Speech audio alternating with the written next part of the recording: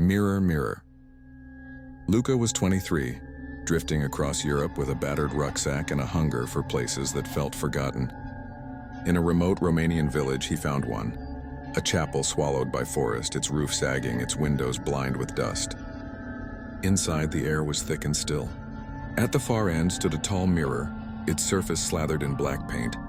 Not graffiti, concealment. The frame was carved with symbols that looked older than language. Something about it felt forbidden. He should have walked away.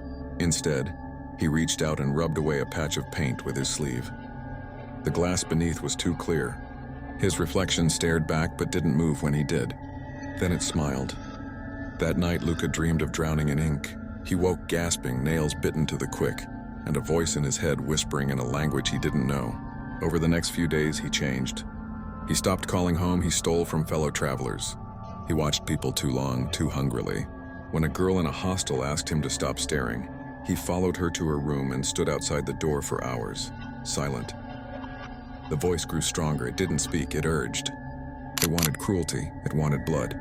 In Vienna, he punched a man for bumping into him. In Prague, he shoved a tourist onto the train tracks.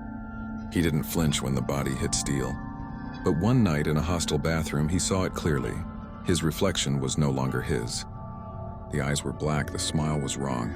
And behind the glass, something watched. He smashed the mirror and ran.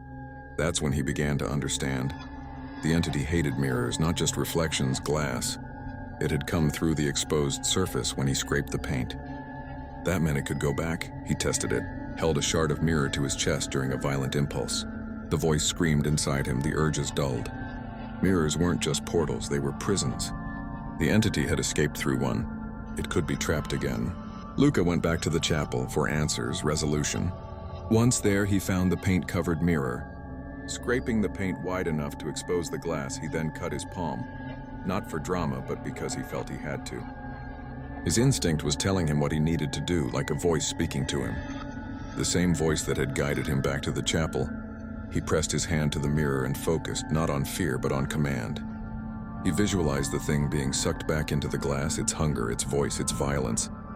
He whispered, "You belong here." The mirror pulsed. His blood spread like ink.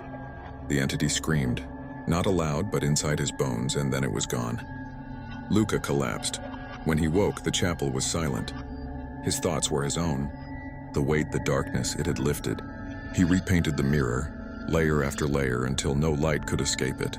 Then he searched the chapel for anything to seal it. In a rusted cabinet, he found a length of iron chain and an old padlock still intact. He wrapped the chain around the warped double doors, fed it through the handles, and clicked the lock shut. It wouldn't stop someone determined, but it might make them hesitate. He scratched a warning into the wood with the mirror shard. Do not uncover the glass. Then he left, but paint peels. The entity waits patiently, and curiosity always wins.